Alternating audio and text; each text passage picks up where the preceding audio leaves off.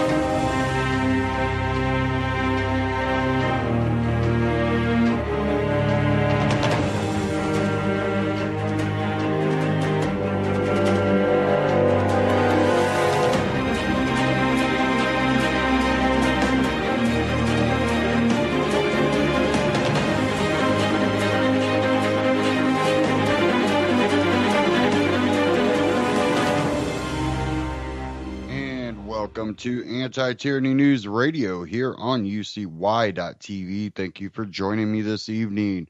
We're going to dive into the latest militarization,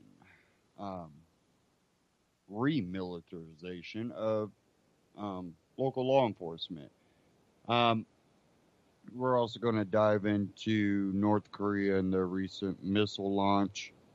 And then we're also going to dive into the recent hurricane that hit Houston, Harvey, and it's just made second landfall today near the Louisiana-Texas border there. We'll get into that later on in the broadcast. A lot of good things to come out of that, and it's sad that it takes this type of devastation to really highlight what America should stand for. But we'll get into that later on in the broadcast. I kind of want to start off with this new executive order that Trump signed. I have an article here from CBS News. And this is what gets me is I see a lot of alternative media that were on the, liberty, freedom bandwagon or the Ron Paul bandwagon that are pretty silent on the issue of this executive order because they've decided to back Trump no matter what he does. But this needs to be called out because we, as libertarians and people, constitutionalists, have pointed out that this goes beyond. This is turning people that are supposed to be peace officers. We've already created this police state with them, and instead of trying to fix that and reverse it, we see a step forward where now law enforcement are able to have tanks basically on the road. That's a military, and if something gets to that extent, that's what the National Guard was for. Or, before it was the National Guard, the militia. But why does that not work? Well, the militia, they didn't like the militia too much because that just meant you and me, and in times of emergency, the state would be able to go, any willing and able person, come to the aid of whatever state you're in. And you would be under the direction of the governor. But, well, it would make it really hard for the government to call up its citizens to police themselves in a way that goes against their freedoms. Um, that and then the ability for the federal government to be able to have more control over a militia, they decide to make it more, National Guard. So now it's National Guard. No, it's supposed to be state guards. Each state has its own militia guard, not national. National only when that state agrees to go along with what the feds want to do. So that was one point where you took that militia away, but it's still the National Guard. If things get out of hand, the governor is able to call up the National Guard. Well, when you have a law enforcement that have an inflated ego or a superiority complex, they want to be the ones to do it. They don't want the National Guard. They want to be able to go in, full force, and not need to call the National Guard in. Well, there's a problem with that. They get all this equipment in, and what do? You get some guy that bought some pot and goes home and gets high and falls asleep with his bag of Doritos, and now he's got a tank outside of his house, flashbangs coming in, and people in military outfits that say police.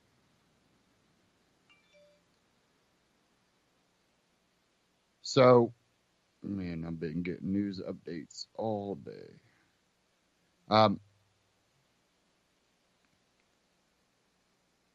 There becomes a disconnect. Now they are no longer peace officers. Now they are agents of the state. And Supreme Courts have ruled that, they're not required to help you.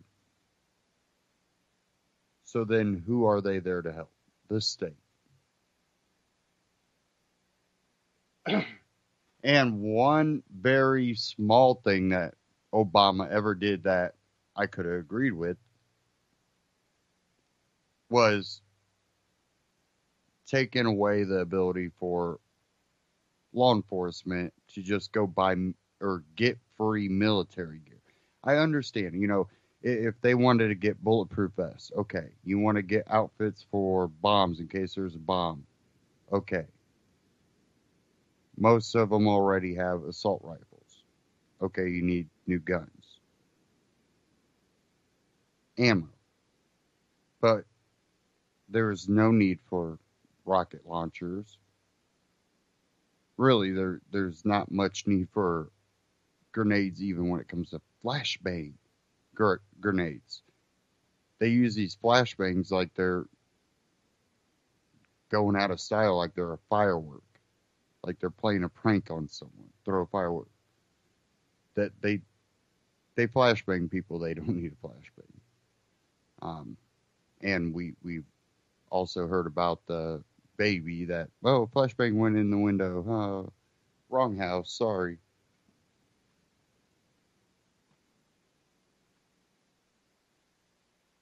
So this article here from CBS News: Trump signs executive order on military gear.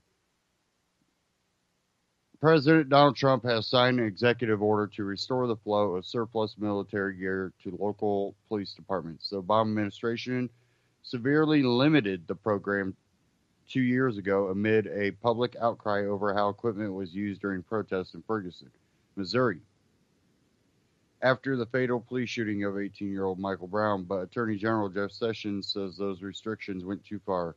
He says the new approach will boost public safety. Sessions announced Mr. Trump's decision to a cheering crowd Monday at the National Convention of the Fraternal Order of Police in Nashville, Tennessee. Now, the FOP, Fraternal Order of Police, I'm not a big fan of them. Aren't they the ones that get corrupt cops back into a job? not exactly people I want to associate with, no matter what party I would be in, which I wouldn't want to be in a party anyways. But really, Democrat, Republican, you shouldn't really associate with the Fraternal Order of Police that have repeatedly gotten corrupt cops. Well, they need to be a little corrupt to get these criminals. No. You need to be smart to get the criminals. But smart people aren't just going to go along with whatever they're told. Smart people aren't going to allow their animal instinct just to take over and run roughshod with power. Says, quote, these restrictions went too far. We will not put superficial concerns above public safety. We will do our best to get you what you need, said Sessions at the event.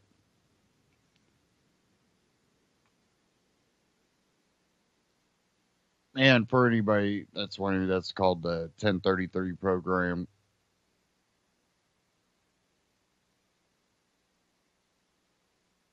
And that was from CBS News. I'm going to dive into this Ron Paul Liberty Report talking about the militarized police. And a lot of people have brought up, we got Antifa and we got the, Nazis and the KKK and, all these groups that are committing violence. And this is what their answer to, we'll just turn the police into a military and we'll just treat it like a war zone.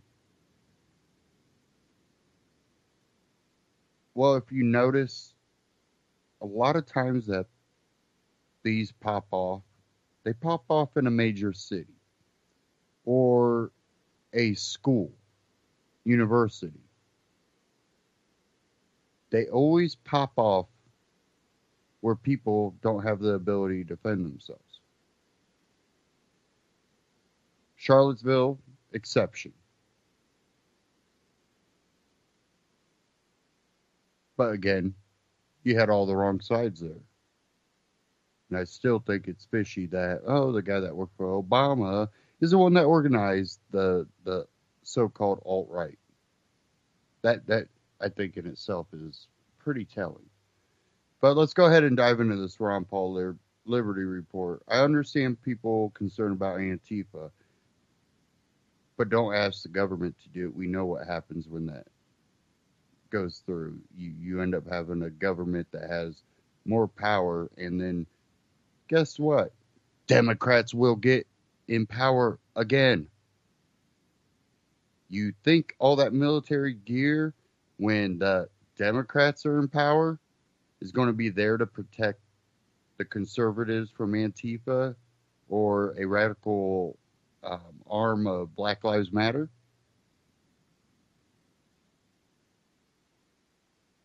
What we've seen under Obama is whitewashing of any violence.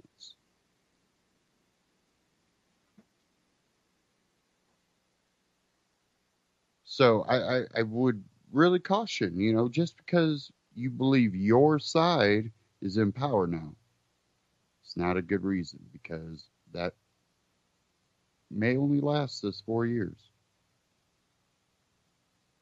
And look how violent the left has gotten.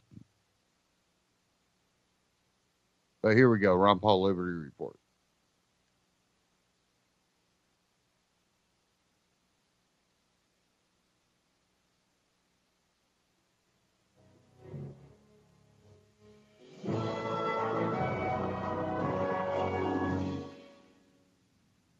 Hello, everybody. Thank you for tuning into the Liberty Report.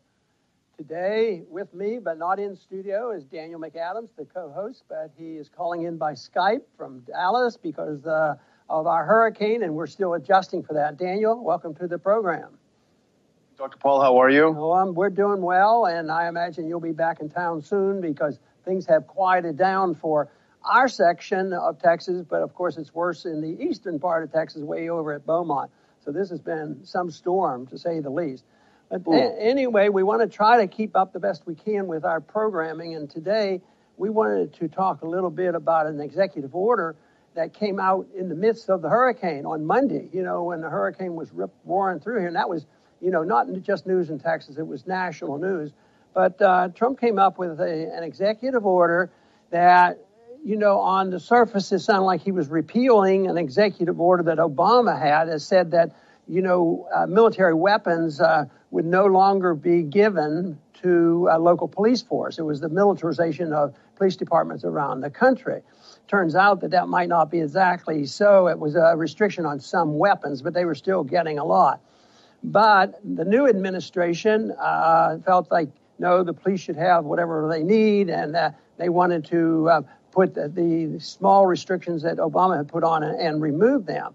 And this, of course, was carried out with enthusiastic support from Jeff Sessions, and he expressed himself by what he thought about it. To me, it looks like he's ecstatic about this. This is a big deal, and he's just really enjoying all this idea of transferring weapons.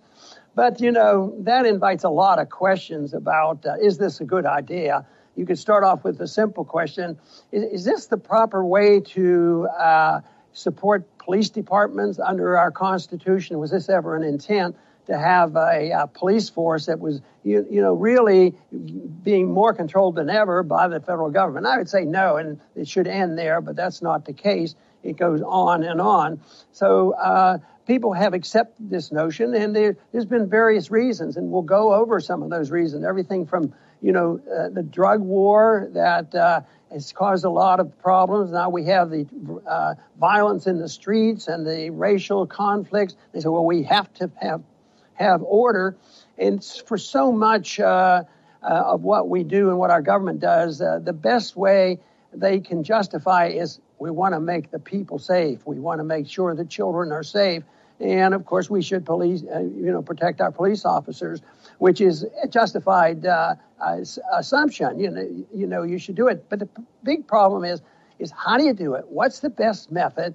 Are you following the rules? Are you really accomplishing what you want?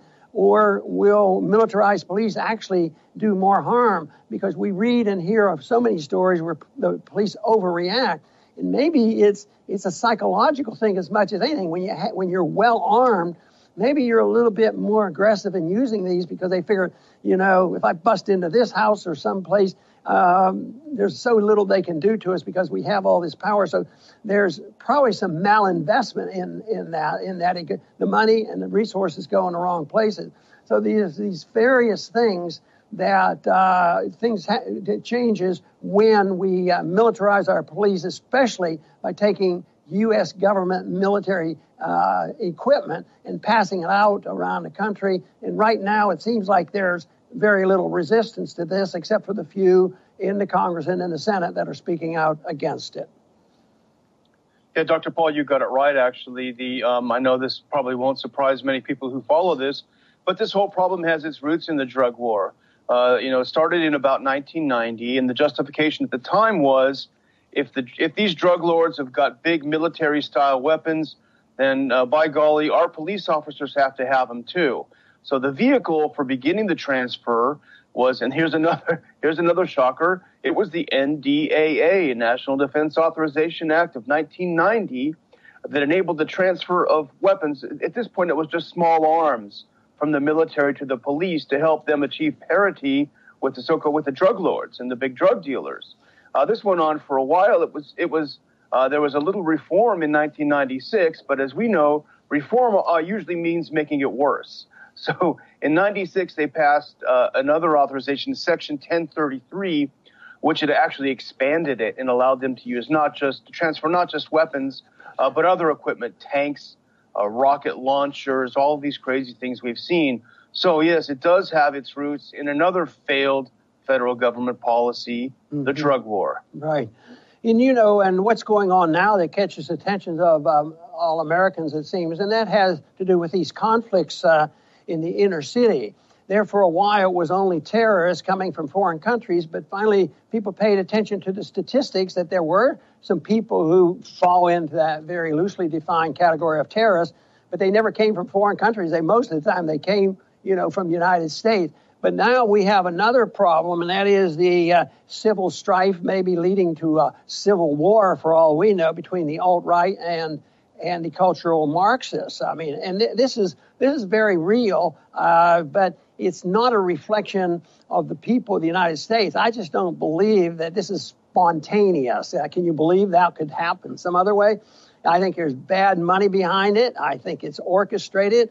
I think there's a lot of false flags, and I don't think you can believe any story that you hear from either side. You have to have bad guys from both sides, both from the alt-right and the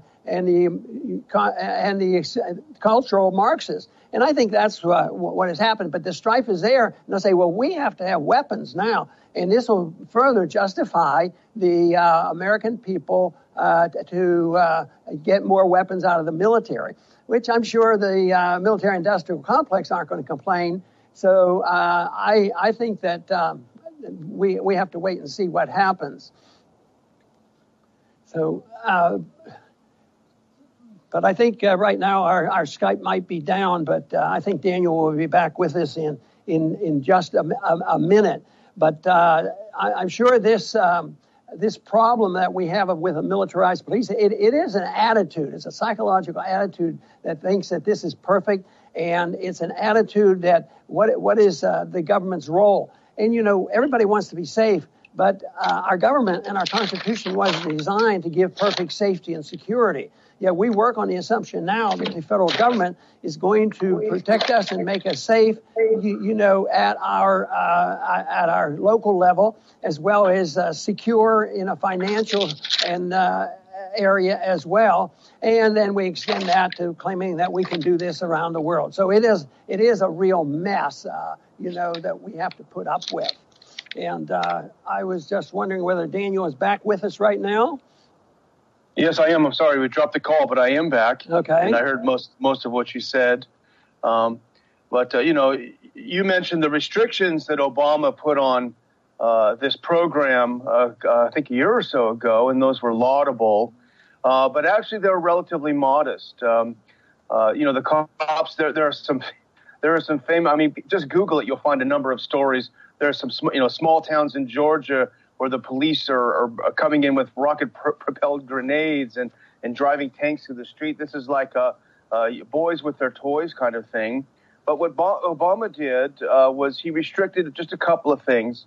No more tanks for local police, no more bayonets, and no more weapons above 50 caliber. So that was apparently clipping the police wings too much for President Trump and Attorney General Sessions.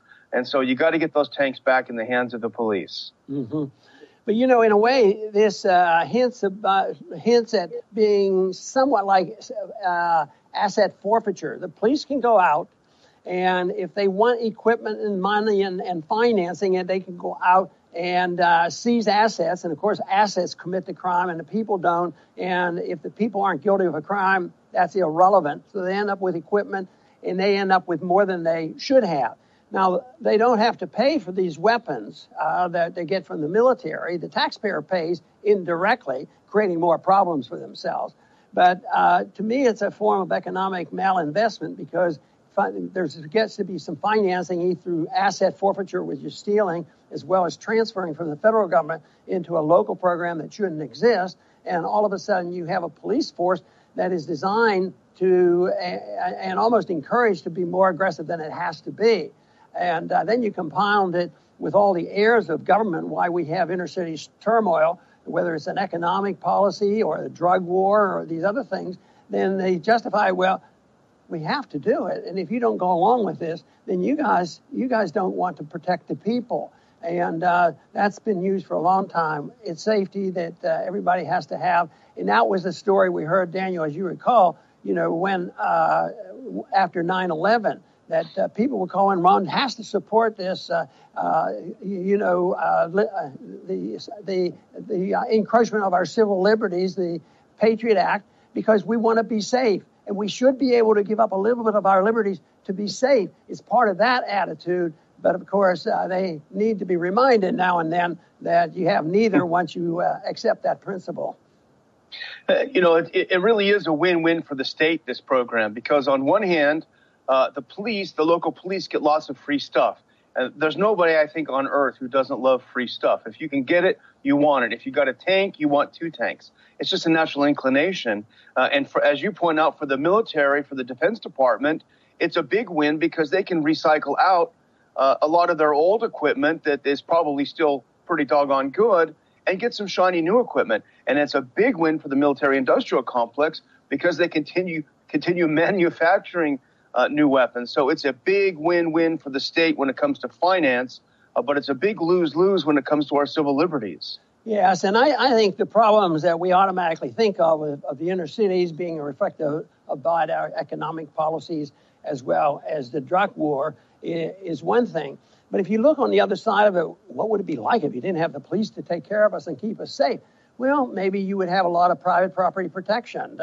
I've mentioned before in my conversations that, I live in a place which is close to chemical plants. They don't depend on the police nor the federal government for protection. They depend on their security people. And even during hurricanes and all kinds of threats like 9/11, they took care of their own safety.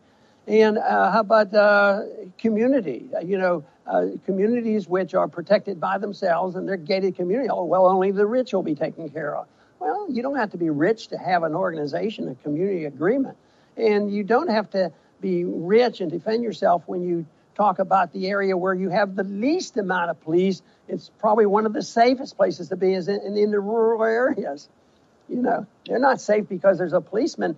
Oh, yes, John Jones lives out there. He has a 50-acre farm, and we have to protect him. So we're going to send, I think he qualifies for 1.5 policemen to be at his gate, and we're going to send him out there and make sure he's safe. No, it doesn't happen that way. At least in Texas, we know what happens is they still believe in the Second Amendment, and they are safe.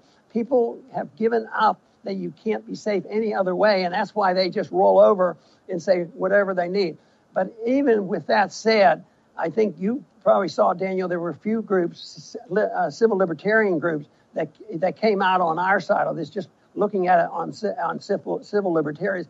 And even they might be slanted in one way because the minorities get hit harder, with this excessive militarization of the police. And that is not a racial thing as much as it's a drug thing, but rightfully so. If the police overreacted, it's a problem, I think, as a consequence of the drug war. And I do think that they do overreact at times, and it's been not good for racial relationships by excessive police force. Well, Dr. Paul, we're facing down where you and I live this major crisis, this major disaster. People are flooded out of their homes. And you talk about people policing their own things. This may shock some of the viewers, but I'm monitoring the different Facebook groups down here to find out if our homes are going to survive or float away. But there was one great picture that caught my attention. It was about 15 guys. They all had shotguns and rifles, and they were standing behind a sign that said, "You loot, we shoot." And you want to talk about discouraging people from committing crime.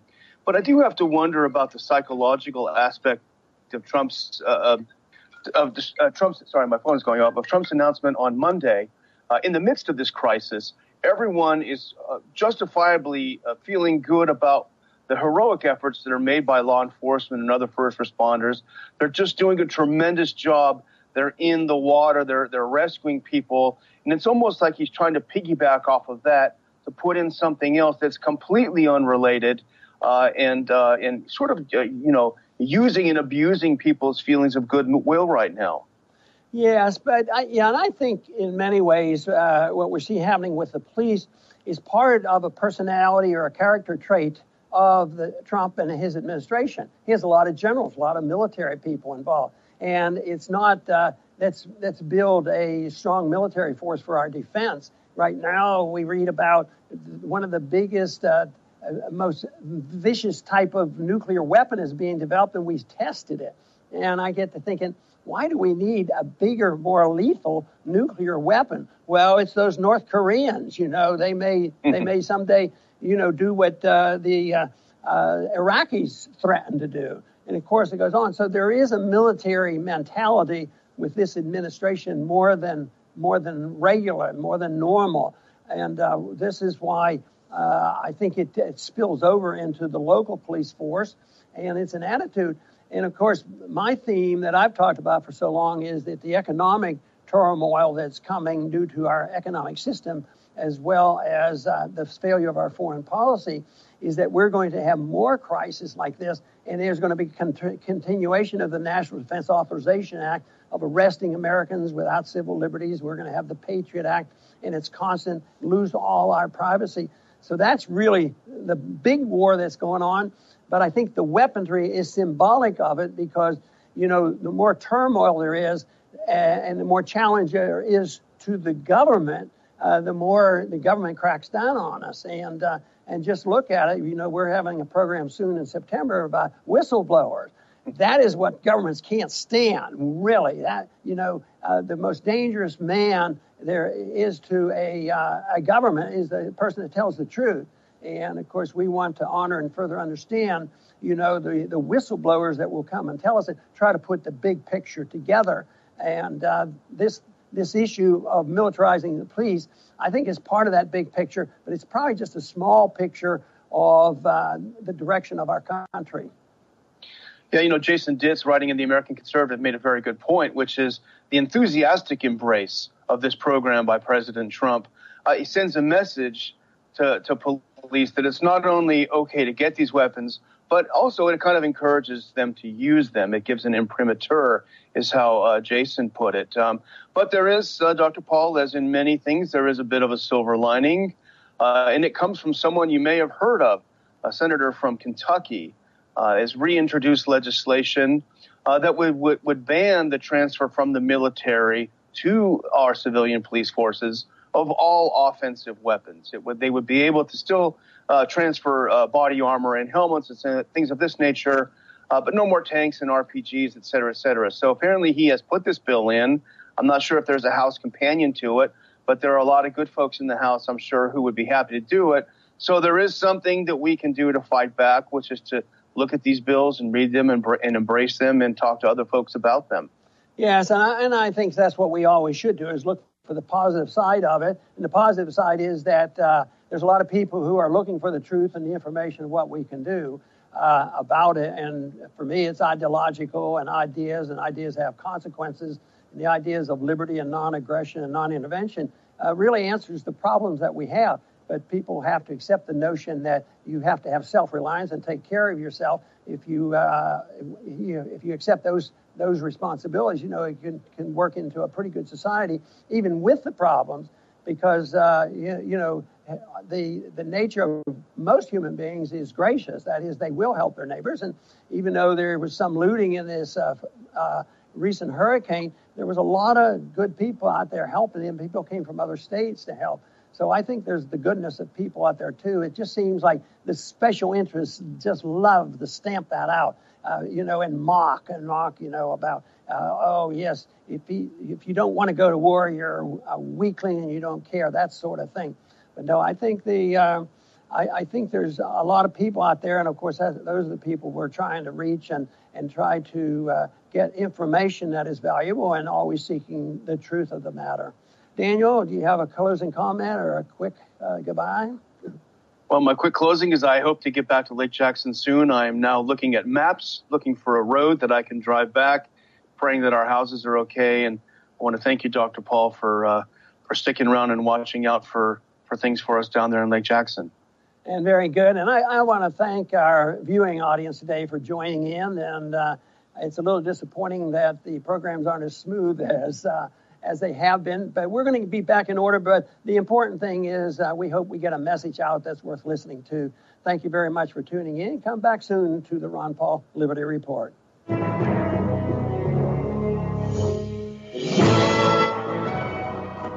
Ron Paul Liberty Report, RonPaulLibertyReport.com, and Ron Paul Liberty Report on YouTube. Check them out, subscribe.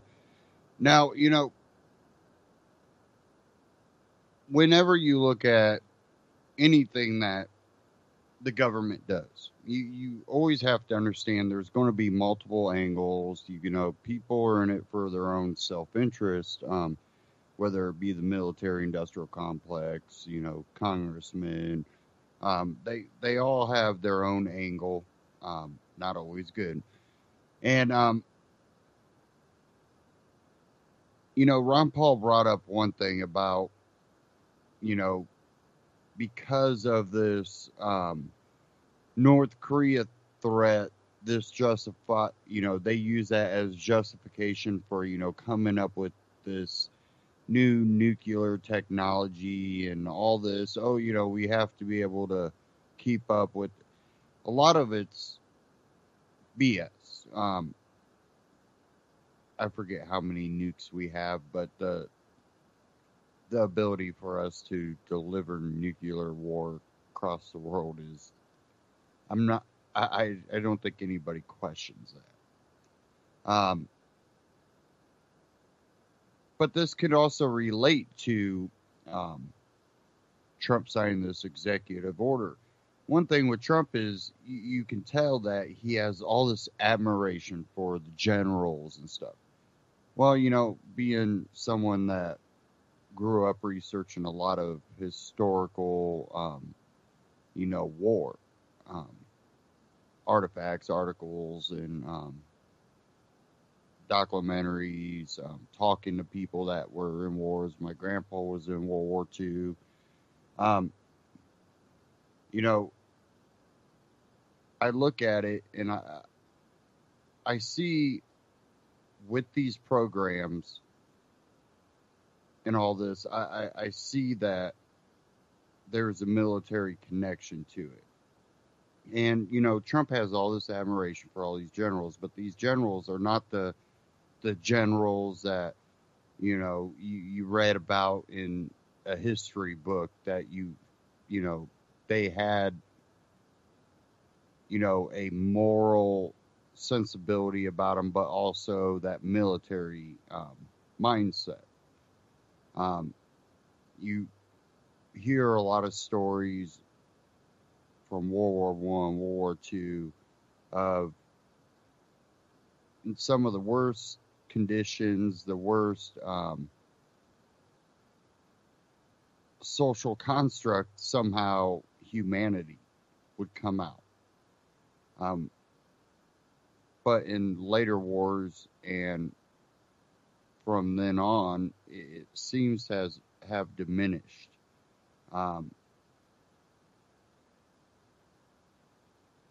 I don't look at generals these days as these highly respectable people, and I wish I could. I wish I'd seen generals that were like, oh, you want us to go to war? We need a declaration. The generals I see, they're just a talking head of the military-industrial complex. And when you look at this program and what the military is trying to do right now, what Trump and the generals are trying to do right now, and Trump said it, during the election, that we need to make the military great again. Part of that is being able to get rid of all the gear they got. Well, you don't need to buy a whole bunch of new guns if you got a whole bunch of guns. Oh, you don't have to buy a whole, new setup of rocket launchers when you already have plenty of them. Part of this is I really think that the military would like to dump some stuff off onto the police force so that it justifies them needing more stuff, whatever that be. And people are like, well, just because they can get a rocket launcher now, do you think a police department's going to get a rocket launcher? I think it's New York. Don't they have rocket launchers? Something that, is also referred to as the noob tube. It's basically a grenade launcher on the bottom of a rifle. Well, now police forces don't feel they need to throw the flashbang or anything through the window. They got this cool attachment.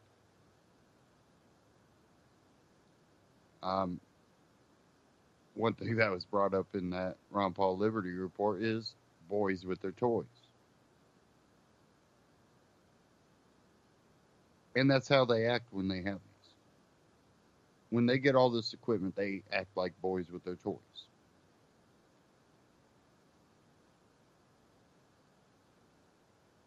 You know, that young kid, he gets his new car, and all he wants to do is drive around in his new car.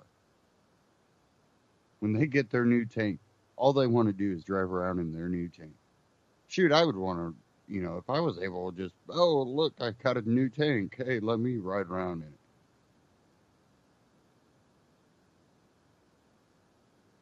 But they also have this arbitrary authority over people with that tank. If I drove around with a tank, guess what? I can't tell people to pull over. I can't surround someone's house. But they can.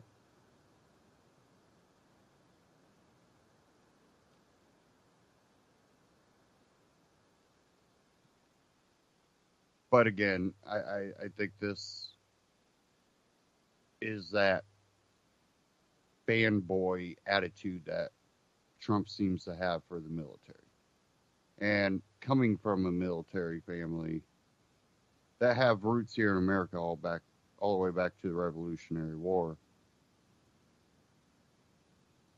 this is not good, and the way the military operates anymore is un-American.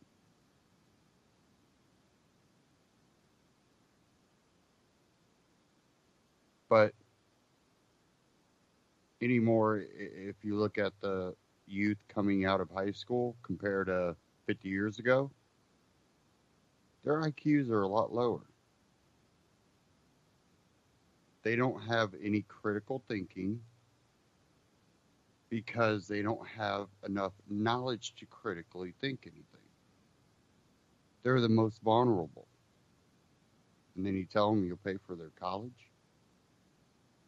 You'll give them sign-on bonuses. And when they get in, they're shot at, make crap for money.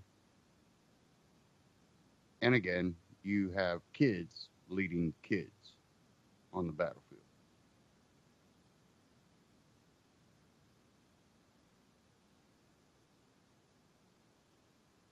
It's like kids playing cowboys and Indians, except they got real guns. They're playing the real thing.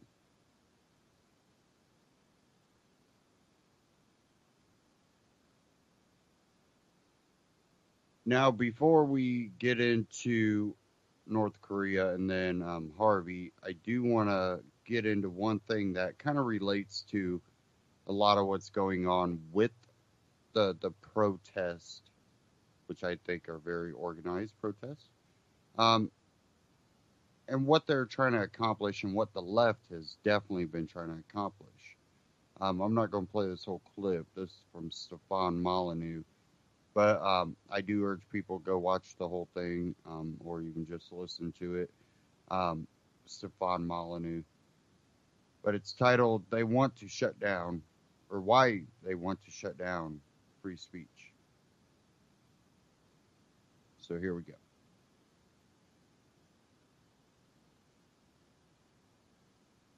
We really, really need to talk about free speech. But before we talk about free speech, we need to talk about why free speech is so fundamentally under attack at the moment.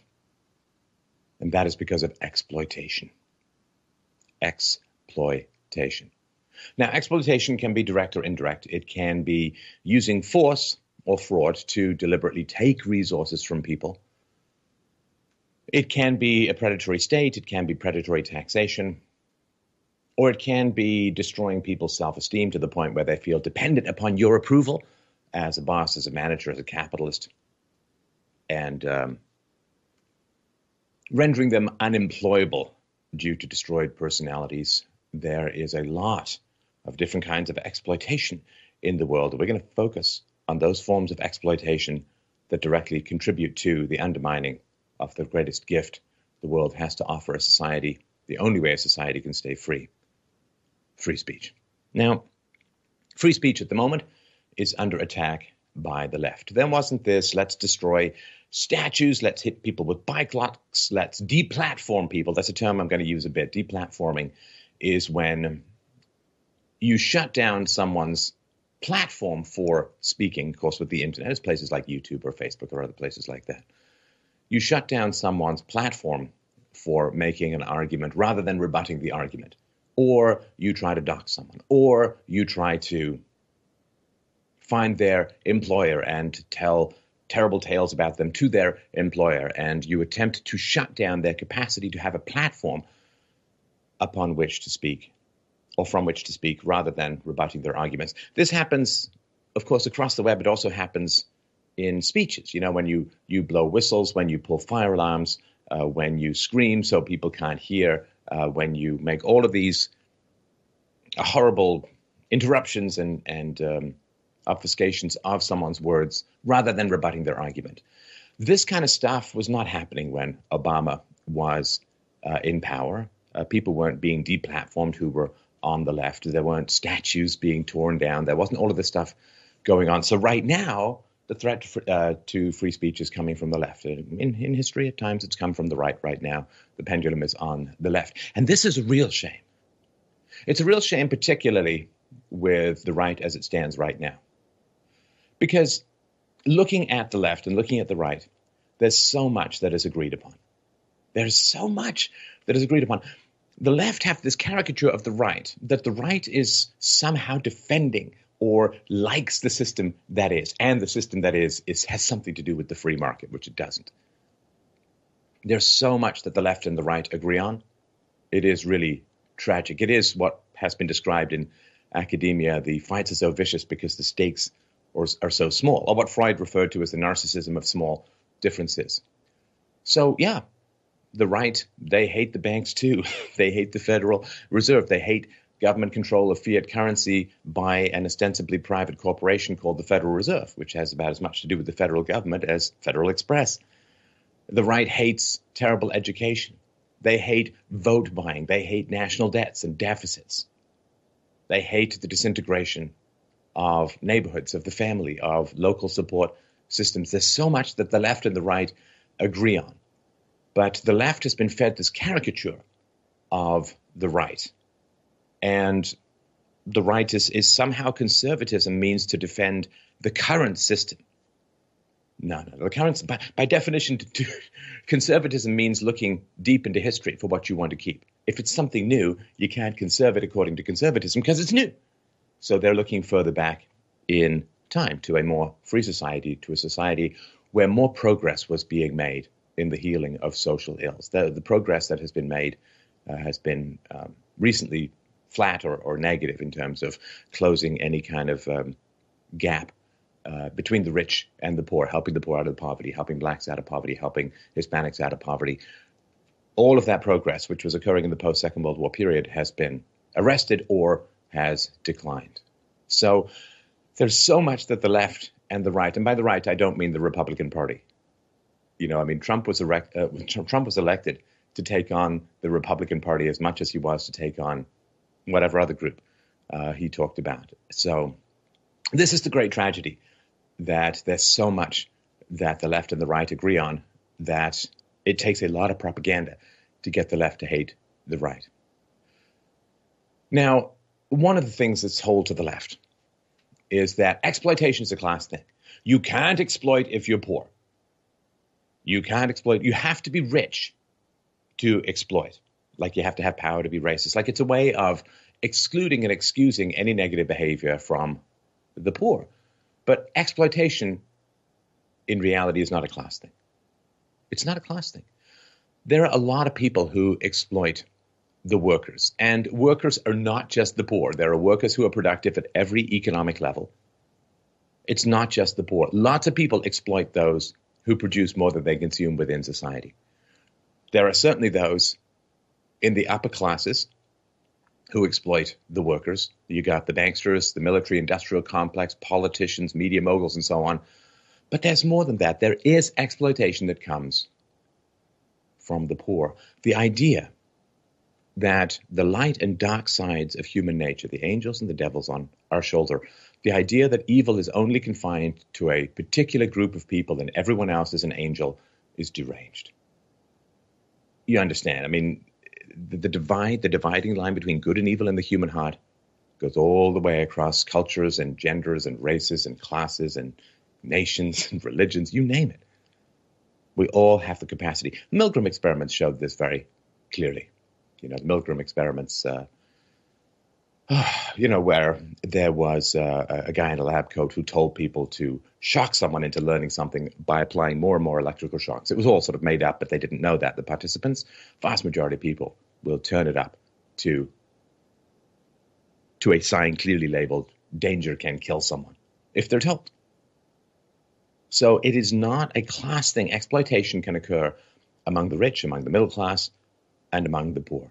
So sure, lots of rich people are exploiters of the workers, and some poor people are exploiters of the workers as well. People who are on welfare, people who are working for the government, doing rather useless things or interfering with the productivity of others. Government teachers, some single moms who are heavily dependent on welfare. Women as a whole, according to some studies, take out far more in benefits than they will ever pay in taxes. That's exploiting, you understand? When you're taking out more than you're giving and you're threatening people for non-compliance to deliver you the goods, well, you're exploiting. And those who use the power of the state to take money from hardworking people and put it in their own pockets, they're exploiting. And that is not just a rich thing. That goes all the way. We're all tempted by free stuff, you understand? Our desire for free stuff is what makes us so great and so terrible.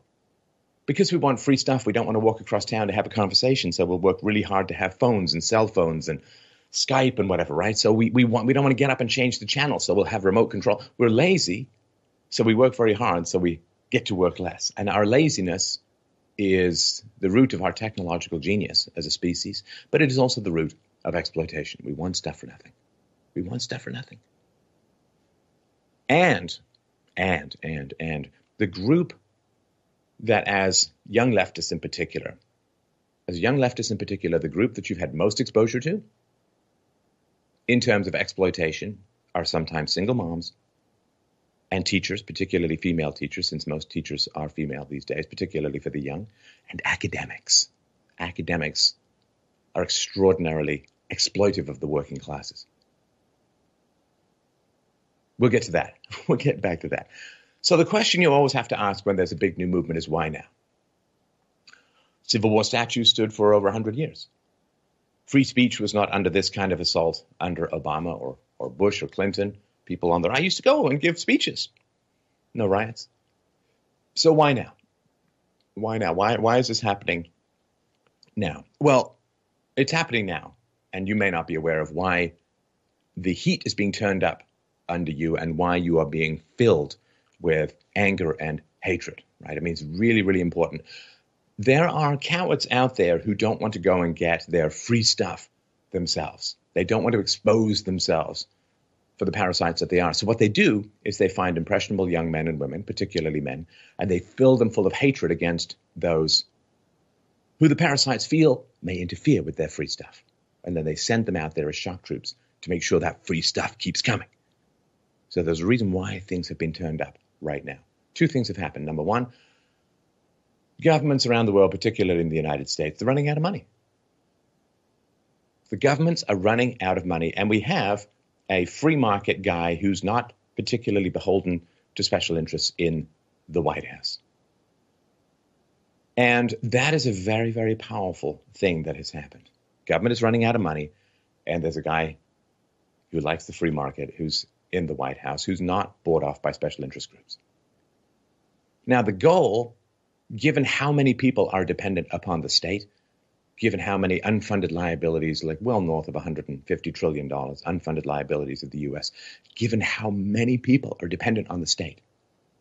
You know, half of American households rely on the state for significant portions, if not all, of their income. So many people are dependent on the state. It can't possibly continue. You understand? Social Security, old age pensions, largely collected by women, require such a massive bailout that it makes the bank bailout of 2007, 2008 look like something you'll find in the return slot of a vending machine. It can't possibly continue, you understand?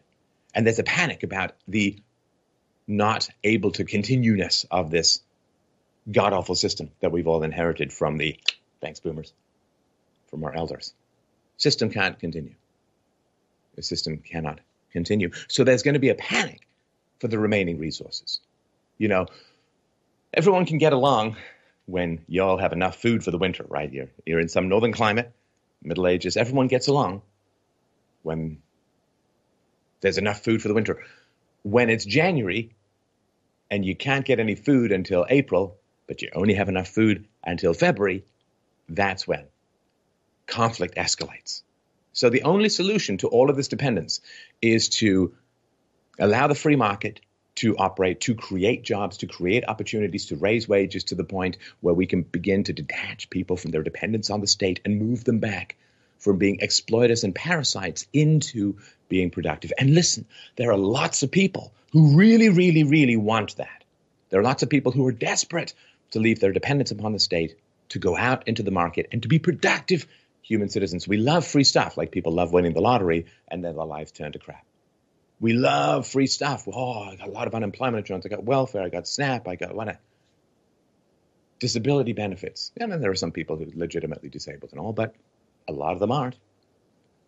But every time jobs are advertised, you get 100 jobs advertised, like 3,000 people show up. They desperately want to leave dependence upon the state to the hypersleep, self-resentment stasis of state dependence. They know. They know the ship's going down. They want to get on the lifeboat of the free market. That's not wildly complicated. They're desperate to do it. So the only chance to have a soft turnaround of this system that can't possibly continue is to free up the market, to free up the barriers to job creation so that people can be weaned off state dependence and move into the free market. Now, there are some people who desperately want to do that, and there are some people for reasons of corruption, self-hatred, incompetence, or massive, they got 8 kids, so from 8 different guys or whatever. They're terrified of that. They're terrified of going from dependence to independence. They're terrified of going from parasitism to productivity. But, as good old K. Marx rapped at one point, he who does not toil shall not eat. I don't believe that, but you understand that was one of the essences of Marxism. So there are people who are desperate to get out of dependence and into the free market, into productivity, and they voted for Trump. A lot of the sort of flyover country, the Pennsylvania, the Rust Belt states, and so on, were tired of being dependent on the state and desperately thirsty to gain the self-respect of productive action. We want to be lazy. We work very hard to be lazy.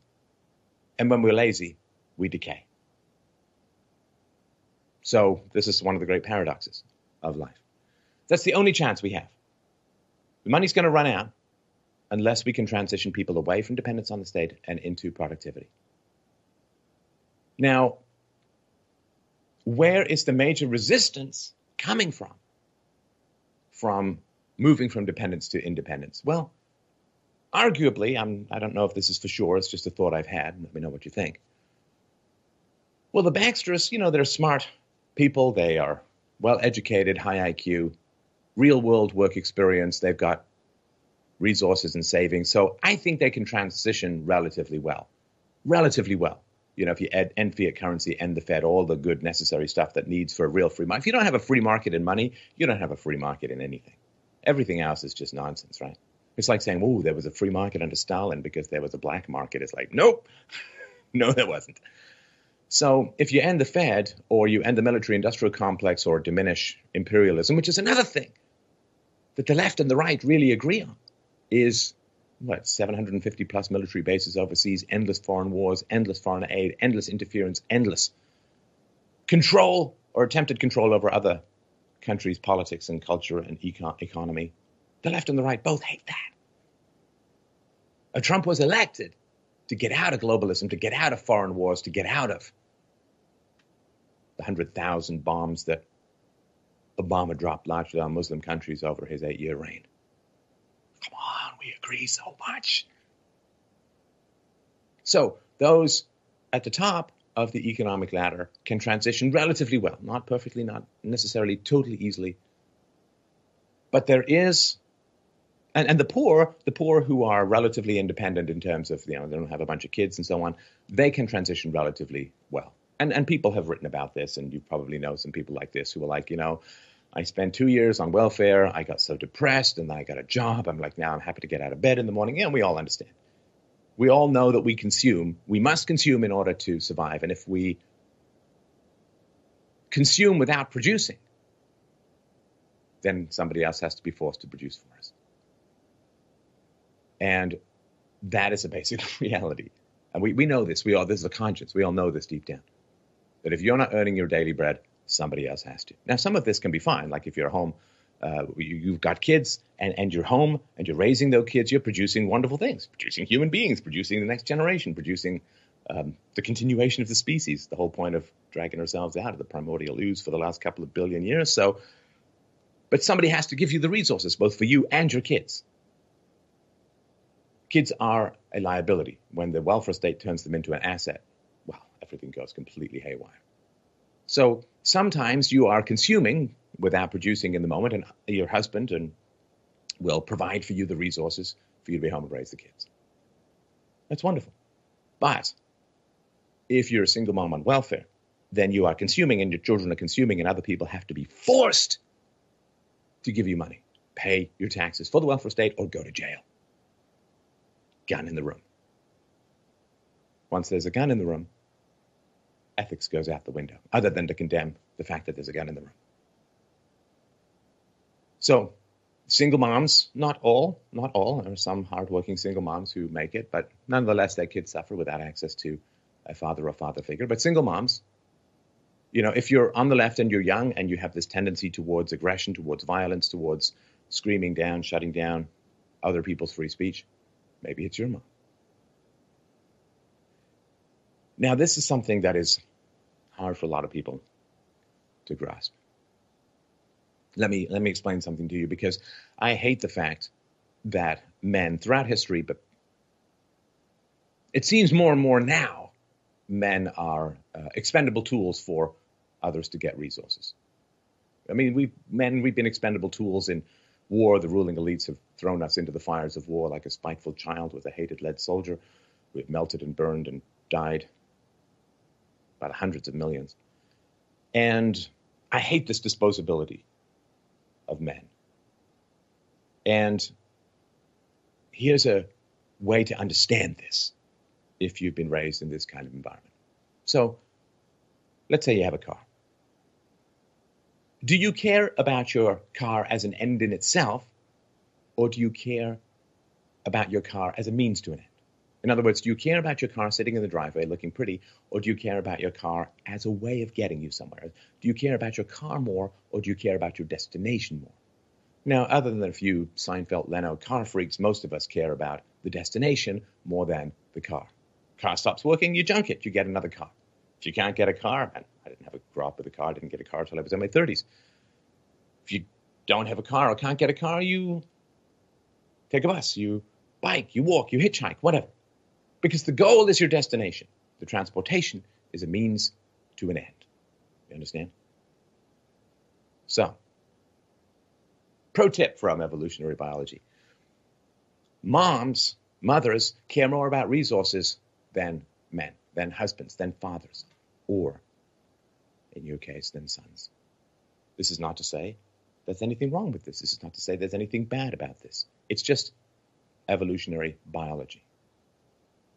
If a mother with dependent children can choose, if she has to choose between a man or husband who has no resources and can't get any, or no husband and lots of resources, evolutionarily speaking, she will choose the second option.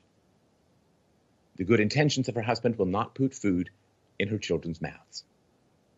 You understand, throughout our evolution, women need resources, and men are the mechanism by which women give resources. Right? Women have an excess of fertility, men have an excess of resources, and they trade. There's nothing wrong with it. And there are some women who love men for themselves, like some men love cars just for themselves. But for the most part, it's resource. It's about resources. If a woman with children, if a mom, has the choice between risky male resources or guaranteed government resources, she will generally choose the latter just about every time. Because children need resources every single day. Like, you can tighten your belt, you can go without a meal or two, you can whatever, right?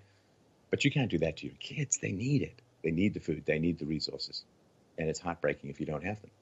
Which is why when women get the vote, they tend to vote for big government programs, massive redistribution of resources, welfare state, unemployment insurance, particularly for their husbands. They vote for old age pensions. All lots of things, right? Women will choose resources, moms will choose resources over freedom for the most part, because that gives them resources. Men will choose freedom over free stuff in general, because in freedom, men can go out and win lots of resources and thus get the best women. Right? In the free market, well, ambitious, hardworking, intelligent men will generally choose the free market. And interestingly enough, women with husbands will choose the free market because their husbands are working out in the free market. So women who are married to men generally vote for freedom, and women who are unmarried generally vote for free stuff. It's two ends. You get freedom or you can get free stuff. They're opposites, right?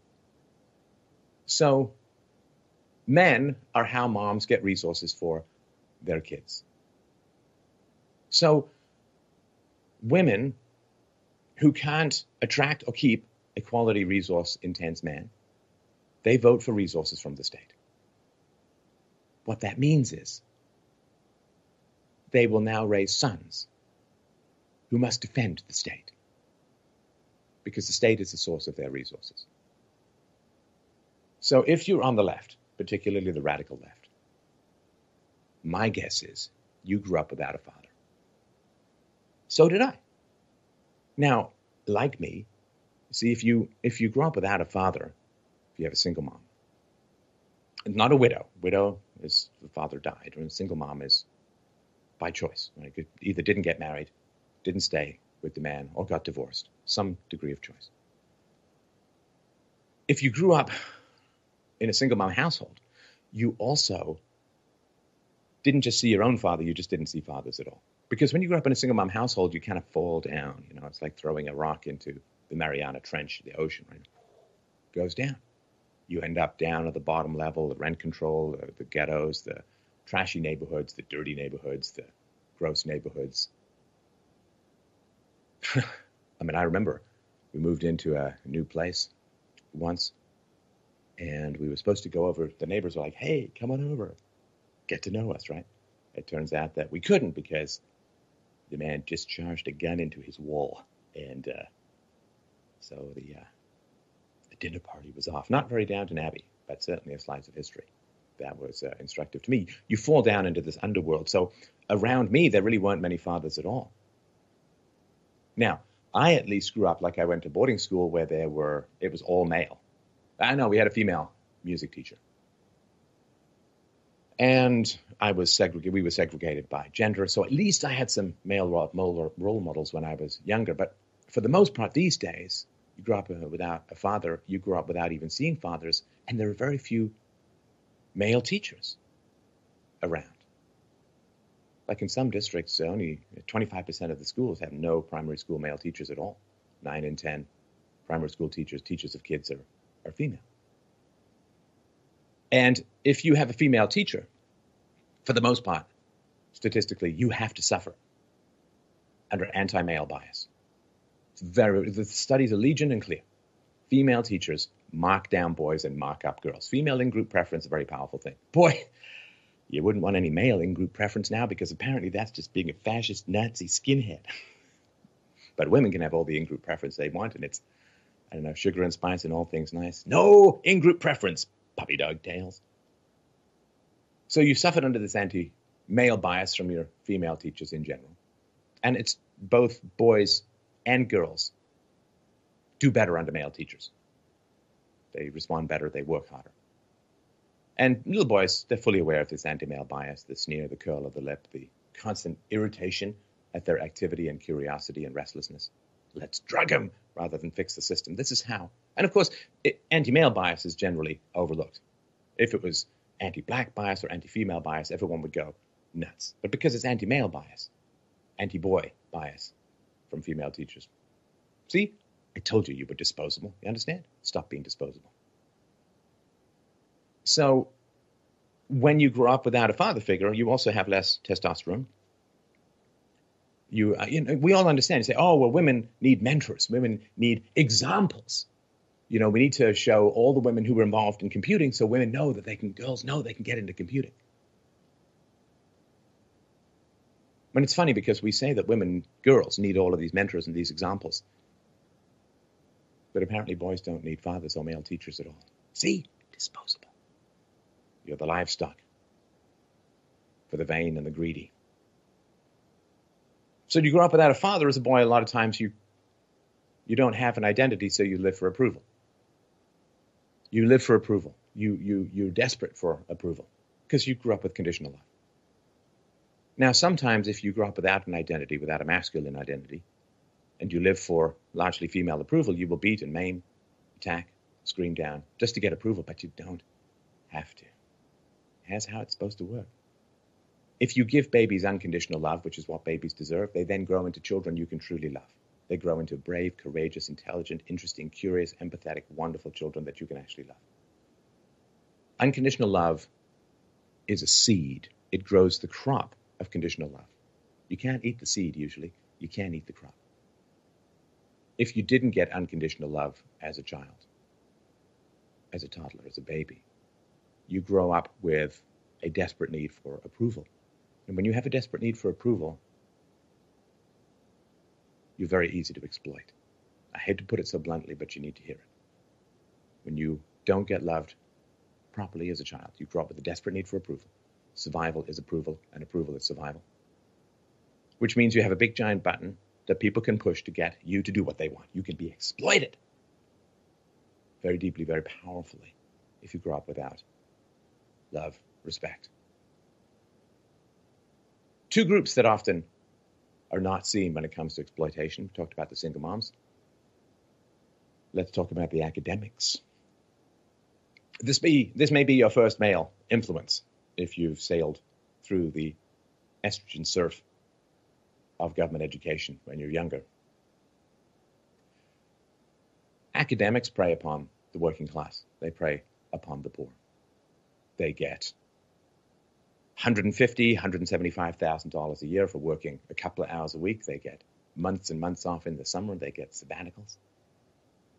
They get TAs to do the grunt work. They really are mandarins and potentates and fat-bellied, monocle-wearing, cliched monopoly capitalist exploiters, you understand? They prey on the poor. And they're Marxists, a lot of them. Now, academics want to keep their parasitical payments. They don't want their gig to be disturbed by any intrusion of the free market. Higher education is not a free market. Not a free market at all. So they want to keep this, it's called rent-seeking, these unjust benefits, these benefits they get from exploiting and using state power to protect their monopoly on higher education. So of course they don't want free speech on campus. You understand? Because the right really dislikes the student loan bubble. Well over $1 trillion just in the United States. Young people, 17 years old, 18 years old, signing multi-year $30,000, $50,000, $75,000 commitments. No sense of what the market needs. No connection between supply and demand with education and the market.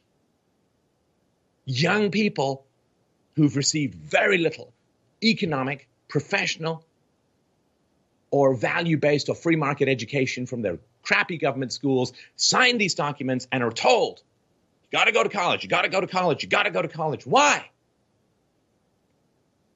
They're the millionaires, never went to college. That's exploitation.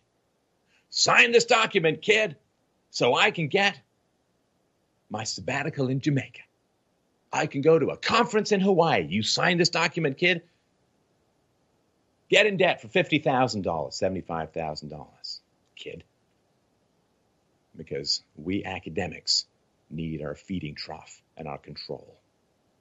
That is exploitation, my friends. Because here's the thing. You know, or you should know, that at least in the States, other places too, you can't ever get out of these student loans. You can't declare bankruptcy and get rid of them. Why? Why? You can declare bankruptcy if you're a rich capitalist.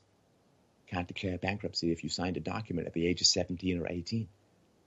You found out you were lied to about the value of your degree, and you found out that there was no correlation between what you were urged to take and what the market actually wants. You find out you can't even get your life started because you're stuck working low-rent jobs to pay off just the interest on your bullshit loan for a bullshit degree that made you worse off than if you'd never taken it. So the academics, the tenured exploiters of the working classes, they don't want free speech on the campus. They don't want, because they know the people coming from what's called the right these days, they're the real whistleblowers. They're blowing the whistle on this bullshit. They know that the people on the right see them for what they are. They don't want them on campus because the right are the new whistleblowers. They are the punks. They are the counterculture. And I don't mean the Republican Party, trust me. I really, really don't. Paul Ryan, it's quite a long way from objectivism, Count Chocula. They don't want the right having free speech on campus because the right is talking about free market, self-ownership, responsibility, working, the parasites in the ivory towers. They don't want any of that. But you see, they can't legally stop these speeches. They try. Oh, we'll need $15,000 security fee. It's like, what? You get hundreds of millions of dollars of federal money and you can't afford it. See, they don't want this free speech on the campus because it goes counter to. It's not even Marxist ideology. They just want their free stuff. They want their tenure. They want their income. They want their petty little kingdoms of propaganda. So they can't stop free speech directly in America, First Amendment, and a lot of other places too. They don't want to be obvious. So what do? You see, they use you. They exploit you. You understand? They use you. They fill you full of hatred towards the enemies of their own economic interests. If the free market reigns, academia collapses. Hell, if students can just discharge their debts through bankruptcy, the academic house of cards, the bubble, collapses. They don't want to get real jobs. They don't want to actually have to get up and contribute value to customers.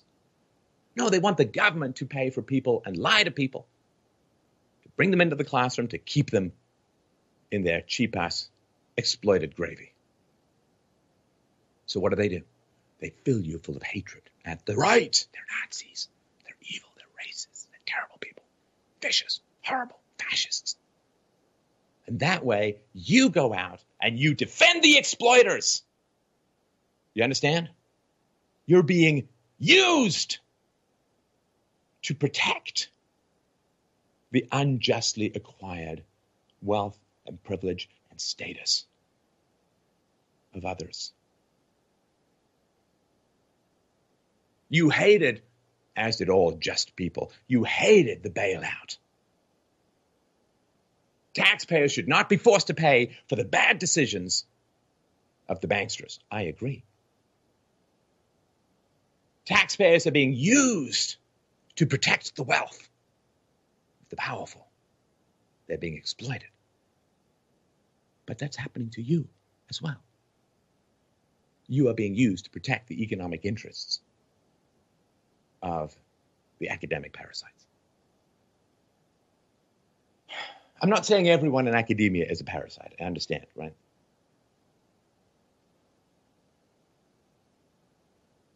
I am going to stop it right there. Check out the rest of that. Stefan Molyneux, why they want to shut down free speech. And now, I was talking about the military earlier, and how they coerce these young kids into the military, and how our definitely public school systems have pretty much gone down the shitter. Um, and the IQ level compared to generations ago, I dare someone to look up, let's say 1920s um, academic work for, let's say, eighth grader. If you look at what an eighth grader was doing back in the 1920s, the level at which that would be today would be, depending on who you ask and what state and school system you're in. Of course, I'm not in school, so I don't know what the Common Core has done nationally, but you basically looking at 12th to college level work that used to be taught to eighth graders. So we bring the IQ level down and we encourage them more into either the military or a college, which then, like he talked about, you get this enormous debt, which I've been subject to this. I've had that enormous debt, and I was someone that I was going to school and I'm like, I'm not learning anything. And I was someone that I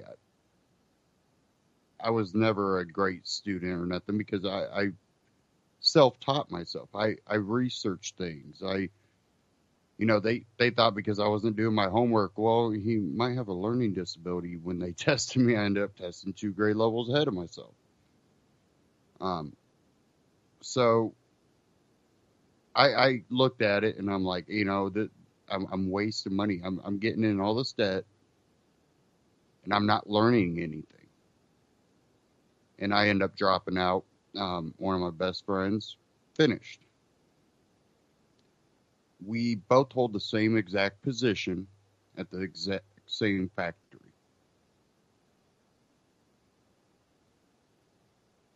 He acquired probably about $15,000 to $20,000 more in debt than I did, because he finished. Now he's been working at that factory a little bit longer, so he makes more than I do at this point. But year comparison, I actually make a little bit more for how many years I've been there, because wage increase went up a little bit. But again, we're in the same position, same factory. He finished, I didn't. Reason we're in the same position is our capabilities and our ability to learn, and the knowledge we already possess is the reason we have our positions, not a degree.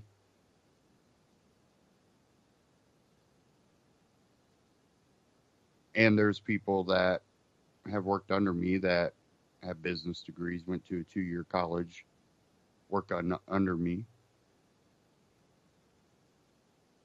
And what I found out too, in my years of being a supervisor, not only at this job, but other jobs, managers, supervisor positions,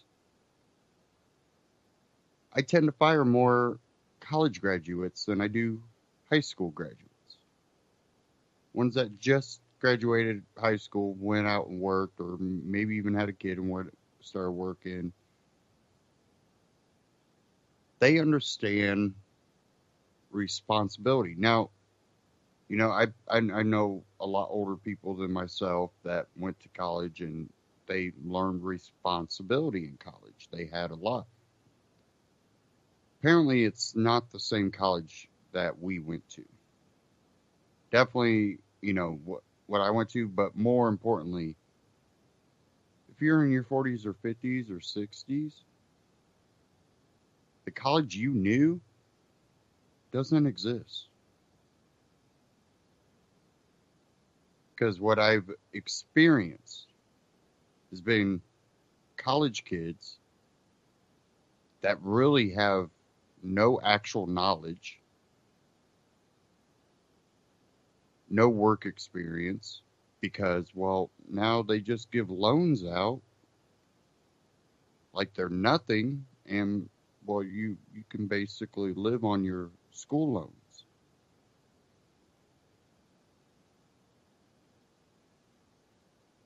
So it pays for your housing, your food, and what you also find out is a lot of kids end up spending all of it and then end up having to drop out. What does that do? Well, now they owe that money and now they don't have any work experience, and they've only put in maybe a year of school, partied with their money. Some of them might pick up a job to try to pay for that next semester until they get their next check. I've seen that too. Watch one guy work for 2 months till he got his next school loan check. Quit. And you want to talk about the little underground thing that goes on in a lot of colleges is a lot of the school loans go to buying large amounts of drugs. And they sell them at parties. And, this is not grouping every college, every professor, every student into this category. But this is a broad look at what I've noticed. Well, a lot of times what I've also noticed in the past probably 10 years, but mostly in the last 5 years, it's went to a whole nother extreme, is miseducation coming out of the universities. Falsehoods, fallacies. They're preying upon unknowledgeable, uneducated kids that came out of uneducating high schools. Same with, the military. They prey on these young kids. Luckily, I wasn't one of those kids, even though I came from a military family. I did, have extreme respect for the military, and I do to a point still today.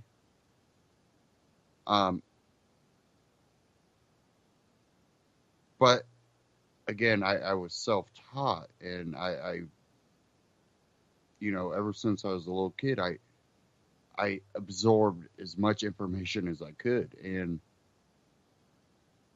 by the time high school was ending, I had already kind of come to the conclusion, I don't think that we should be doing these things. You gotta realize, after 9/11, I really I felt like I needed to protect my country, my family, my neighbors. But I also knew that there's just something not right. We go into Afghanistan, what happens? We go into Iraq afterwards on falsehoods. And we know that we weren't told the entire truth about 9/11. And us going into Afghanistan wasn't going to solve the problem.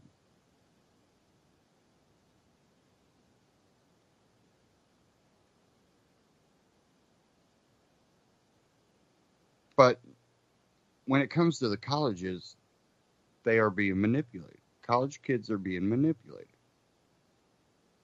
Free speech hurts that manipulation, that brainwashing. They don't want counter ideas that undercut what they're trying to push. And if they were pushing something that was true because of evidence, because of history, true history, they wouldn't need to bring down free speech. Because, well, you can listen to some dumb ideas, but if you're smart enough, you see them as dumb ideas or dumb or misinformation, miseducation.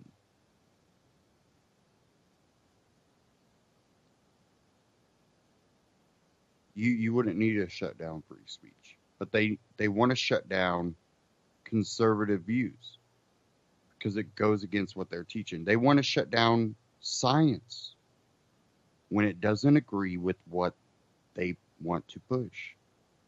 You're a climate denier. You got other professors going, no, actually, I got, a master's, a doctorate in this and this and this and this. The one professor that called out Bill Nye on TV.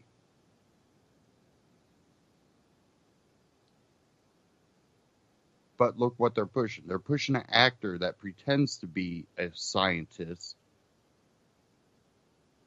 Look at the history of Bill Nye, where Bill Nye came from. The guy's not a scientist. When he was Bill Nye the Science Guy, he did science experiments for a kid's show that you can find in books. Cool science experiments for kids.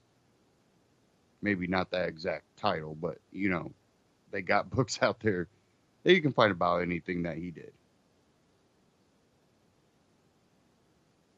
So,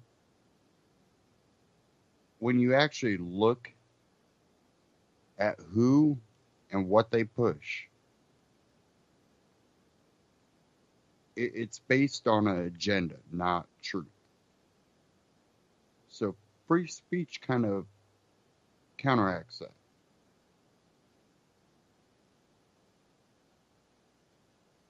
And they'll always go to the dirtiest of the dirtiest of free speech to condemn one side. They'll go, oh, look, yep, Nazis and the KKK, they're with the Republicans. We gotta censor conservatives, even though those groups are not conservative groups. They're not alt-right either. Look at their history. Again, fallacies are being pushed. And there's enough of, the young population that have a cognitive dissonance to reality.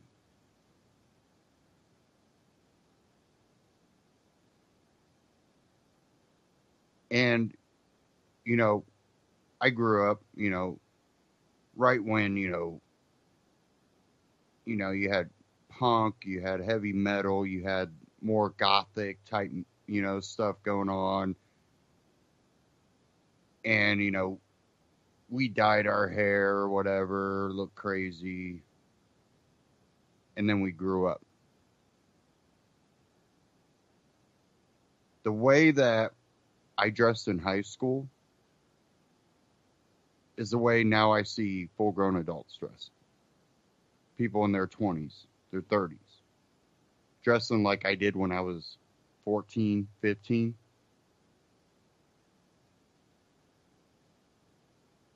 And, that doesn't bother me. But, dress whatever you want to dress. You always have your people that want to be noticed. And that's fine. I don't care. I don't care that they dress that way. But what I've kind of noticed about a lot of those people today is that them dressing like I did when I was 13, 14, well, their understanding of the world would have been like if I was 13, 12, 10. And I never realized, I heard older people talk about, oh, that stuff's easy. I did that in 8th grade. I'm thinking, well, I'm in 9th grade, 10th grade, and 11th grade. You did this when you were in 8th grade? Oh, I did that when I was in 7th grade. Oh, and they go, well, they're really dumbing you down. Well, I didn't realize that until I was, around 16, 17, how, you know, how dumbed down they've really made the schools. And now that I'm older, it's so evident. Because things that I take as common sense are not relevant today for the younger kids. They don't understand it.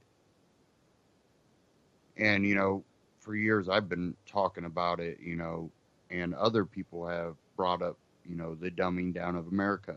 Common Core brought it all back to the surface again. But Common Core's still around. Where's Trump on that? We desperately need to take back control of the education of our children.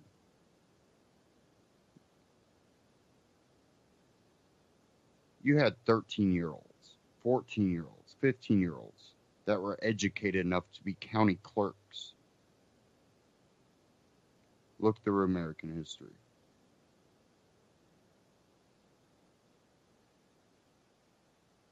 We couldn't get college kids that could be a county clerk without more years of being taught how to be a county clerk.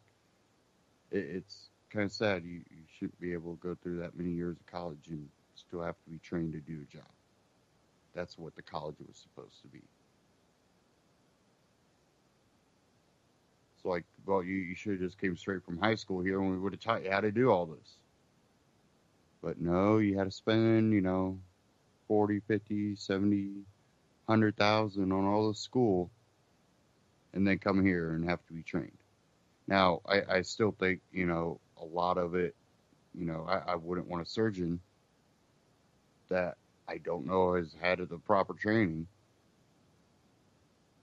So I think, there are still needs for advanced education. But first, we need to work on educating the kids before they even need that advanced education. And if they were taught like that today, most kids would not be dumb enough to go to college in the state that the universities are in today. The state of the universities today would not exist if it wasn't for the dumbing down of the youth. Now, I want to cover North Korea real quick, and then we'll end the show with Harvey, the hurricane, tropical storm. It'll be a tropical depression before too long, hopefully. North Korea launches this missile. It flies over the north part of Japan, sends warnings off. Now we have the United Nations Security Council all up in arms. Trump didn't come out the way he did when Guam was threatened. But what were we talking about earlier? Oh, yeah, they tested a new nuclear weapon. They also did a missile shoot down test.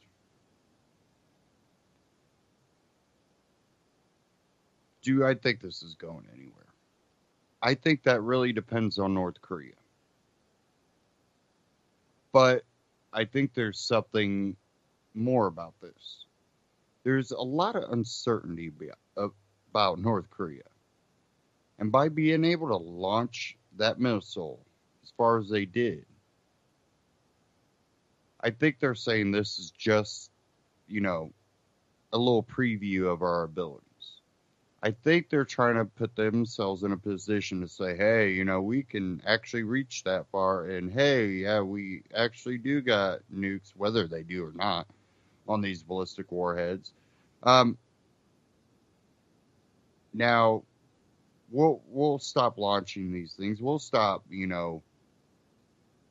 doing things, whether they will or not, making more weapons or advancing their nuclear ability, which they've already said they wanted to be able to pit nukes and subs. So I think they're trying to get a little leverage. I think I wouldn't give them any more leverage because I think that they're bluffing to a point. I don't think they can reach as far as they say they can with a nuclear weapon. Nor do I think that they're stupid enough to launch a nuclear weapon or hit a country that can spark a war. But what we got to be careful with is we can't let them rile us up to the point that we make the preemptive strike. And this is something that I think America has a problem doing, is these preemptive strikes.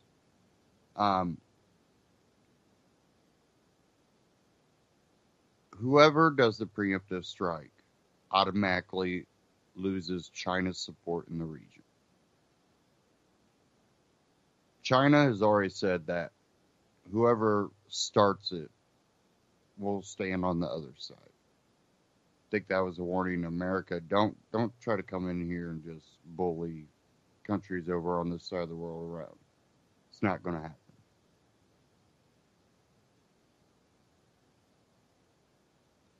Another point that China's trying to make is, hey, North Korea, we don't like America either, but we have all eyes in the world on us, not just America, you, and us. So if you decide to cross that line, in the public eye, we can't be seen with you anymore.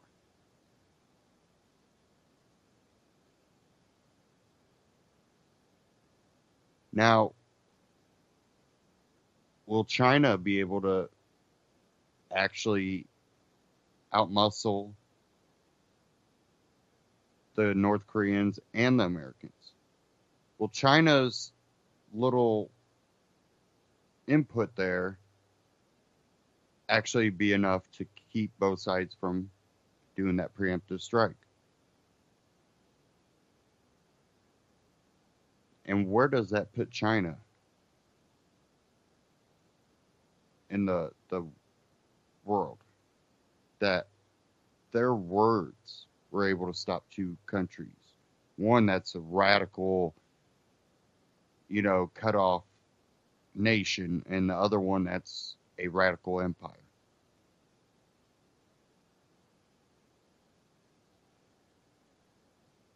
That could put us in a whole different ball game with China, North Korea, and the rest of the world.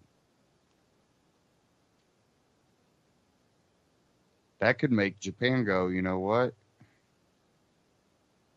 We liked America, but China made America and North Korea back down. They could be our ticket to keeping North Korea back. You're making those islands. You could just go ahead and have those islands that you're making and putting bases on, as long as you keep North Korea from ever doing that again. Hopefully that doesn't happen. I think that would be really bad for America. But again, foreign affairs can get real tricky with all the maneuvering. Now, I kind of want to move on to Texas, Houston, and Hurricane Harvey real quick.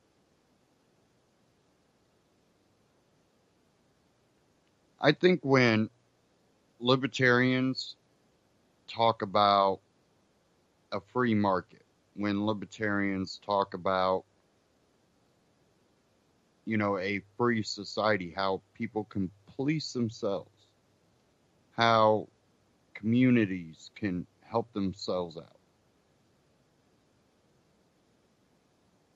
Like I said at the beginning of the broadcast, it really is disappointing that a devastation like this hurricane hit in Houston, it takes that to really show what libertarians talk about all the time. There are community members that are armed, that are securing stores that they don't own. They might shop at, but they don't own. But that's their community. Those are their stores. And they're standing armed guard with signs saying, "You loot, we shoot." Now, people are, "Oh, you know, they're going to kill people." Oh. No, they're not there to harm people. They're there to protect a store. The people that would loot are there to harm people. Whether they're willingly, knowingly harming people, the simple fact that they don't take the time to pay attention or consider their actions in itself is harming people. It's not like a mistake. They are taking the initiative to steal from people without any care of what that does for those people.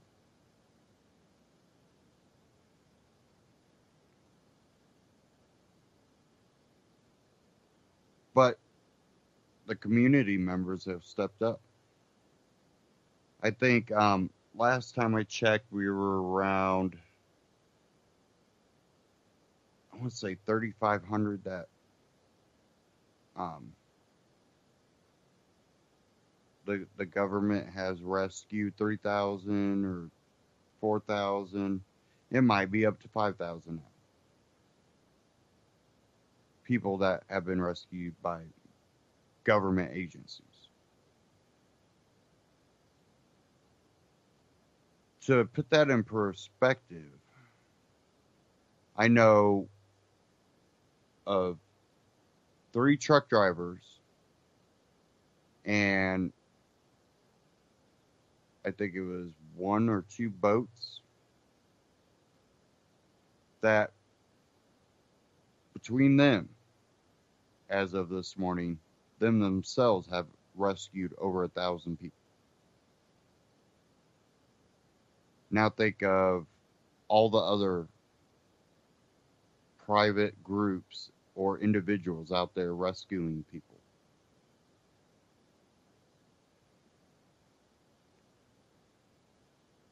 You could almost say probably a good 75 to 85% of people that have been rescued have been rescued. It might even be higher than that by private citizens.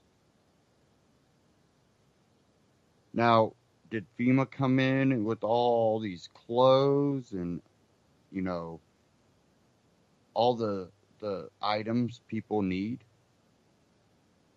Oh no, that was private donations. Things that libertarians talk about are right in front of you right now.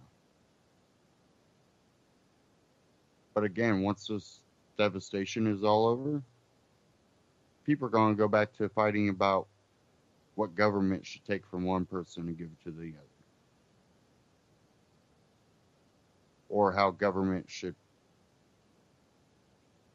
you know, dole out corporate welfare to extremely wealthy people.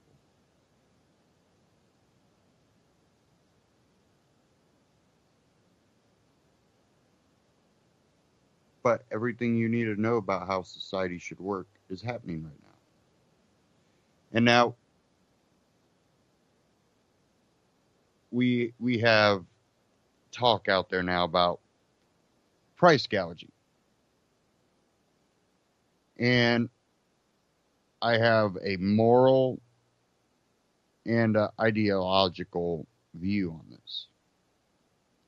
My moral view is, me personally,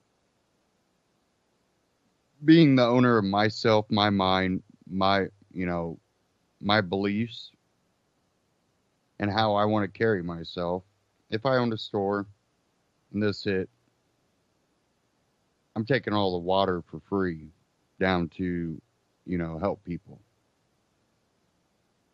I'm not selling it. I'm not selling it at all. You can't buy my water because that means if I'm selling it, if you wanted 2 cases, 3 cases, I might sell that to you. No, I'm giving it out personally to people I know that need it. Now, the other side of that is, well, some people are like, I got to sell it. I need money to be able to, replace this. I need to be able to bring more in. Me personally, I might take that hit. Other people just they can't take the hit, or they don't believe they can take the hit. They need that money. Well, if you keep it at regular prices, what's going to happen? You're going to have people, which one guy was caught on camera, was on national news, filled up his truck full of cases of water and selling them for outrageous prices. If you were like, that's outrageous. Well, he bought all that water. That's his water. He can do what he wants with it as a private citizen. Now, there's rules about how companies operate in Texas after, a 10% increase. After that, they start looking at what you're doing. Well, 10%, probably not enough to keep the private citizens from buying up the water. Plus, how many people are affected by this. Everybody needs water. You can't have 5 people come in and buy up, pallets of water. Unless they're going to give it out. But that's not what's happening. People have bought up a lot of water to resell it, knowing people are in need of it. I don't like that. I personally wouldn't do that. Now, something that businesses have done to try to prevent that. So they say, we do need the money. Well, some of them are raising their prices to an extreme high price. That way people can't come in and buy them all up. I don't think it's right, but I understand their view of it. I have this article. I want to cover this. I know we don't have long. I'm just going to read it real quick. FEE.org. Texas price gougers are hurricane heroes. I generally use Texas as a good example when discussing public policy, particularly compared to places such as California. I like the sensible attitude about guns, but the absence of an income tax is particularly admirable when considering economic issues, and I confess to being greatly amused when I read about jobs and investment escaping high-tax states like California moving to Lone Star State. But being more pro-market than California is a low bar to clear, and I've written that government is too big in Texas. And now, because of Hurricane Harvey, I have another reason to criticize the state. Texas has a law against price gouging, which means politicians there, just like the politicians in places like Venezuela, think they should get to determine what's a fair price rather than allow a free market. The state's Republican Attorney General is even highlighting his state's support for this perverse example of price controls. Price gouging by Texan merchants in the path of Hurricane Harvey has drawn the attention of Texas Attorney General Ken Paxton, who said Saturday that his office is looking into such cases.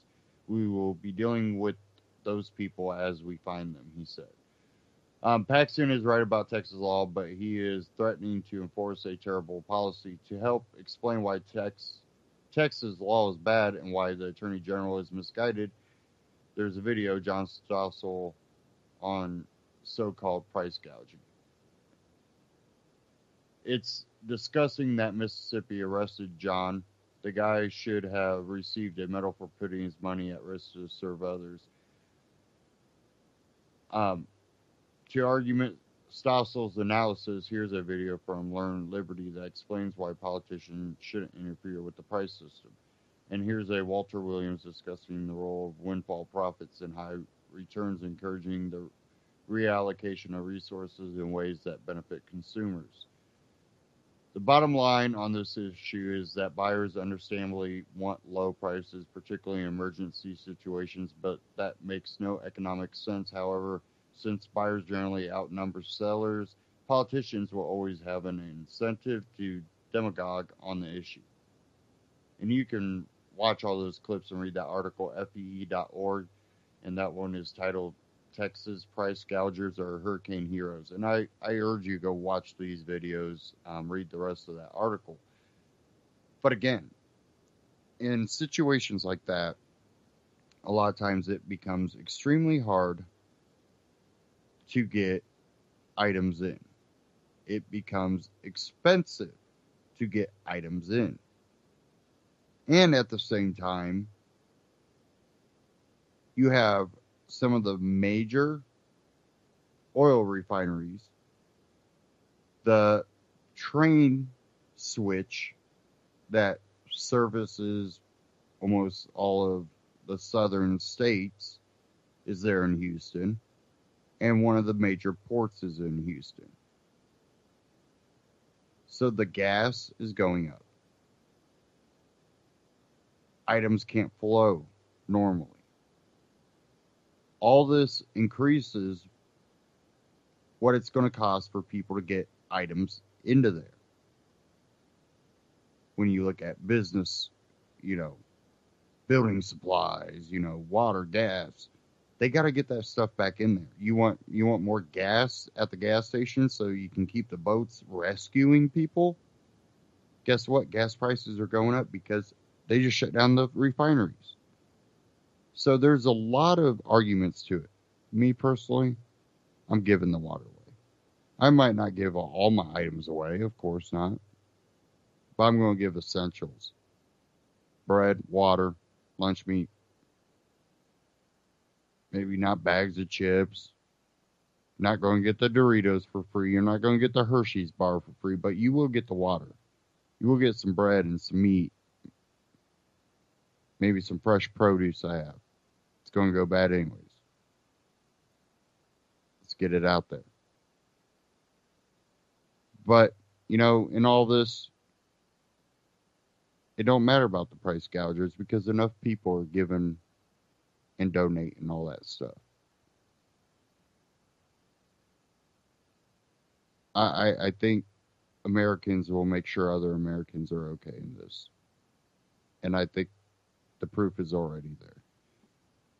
I want to thank everybody for tuning in tonight. Stay tuned here on UCY.tv. Great broadcast coming up after this. And don't forget, go to UCY.tv. If you scroll down to the bottom, there's a little Amazon button. You click that Amazon button, it'll take you directly to Amazon store.